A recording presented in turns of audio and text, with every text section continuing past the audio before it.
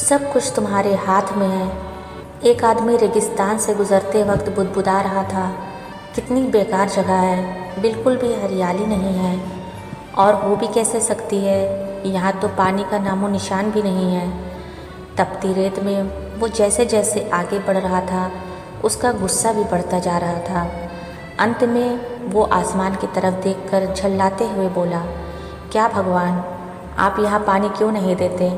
अगर यहाँ पानी होता तो कोई भी यहाँ पर पेड़ पौधे उगा सकता था और तब ये जगह भी कितनी खूबसूरत बन जाती। ऐसा बोलकर वो आसमान की तरफ ही देखता रहा, मानो वो भगवान के उत्तर की प्रतीक्षा कर रहा हो। तभी एक चमत्कार होता है। नज़र झुकाते ही उसे सामने एक कुआं नज़र आता है।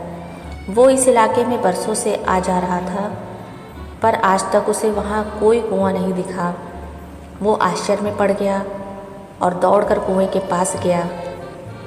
कुआं लबालब पानी से भरा था।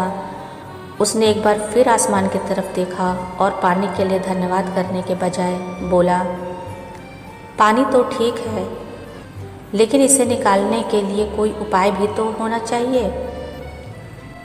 उसका ऐसा कहना था कि उसे कुएं के बगल में पड़ी रस्सी और बाल्टी दिख गई। एक बार फिर उसने अपनी आंखों पर यकीन नहीं हुआ। वो कुछ घबराहट के साथ आसमान की ओर देखकर बोला, लेकिन मैं ये पानी ढोऊंगा कैसे?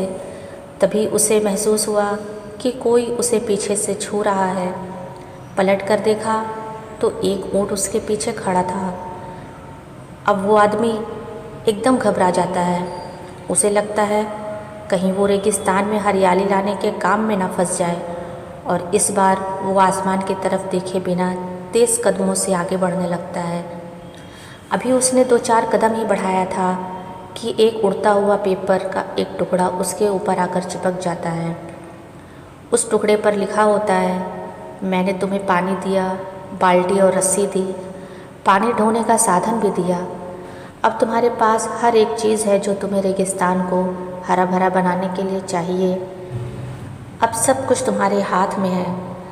आदमी एक क्षण के लिए ठहरा, पर अगले ही पल वो आगे बढ़ गया और रेगिस्तान कभी भी हरा भरा नहीं बन पाया। ये कहानी बताने का मतलब ये है, कई बार हम चीज़ों को अपने मन के मुताबिक ना होने पर दूसरों को दोष देते हैं और दूसरों को दोषी ठहराते हैं। कभी अपने बुज़ुर्गों को, कभी कंपनी को, तो कभी भगवान को। पर इस दोषारोपण के चक्कर में हम इस सच्चाई को अनदेखा कर देते हैं कि एक इंसान होने के नाते हम में वो शक्ति है कि हम अपने सभी सपनों को खुद साकार कर सकते हैं, क्योंकि सब कुछ हमारे हाथ में होता है।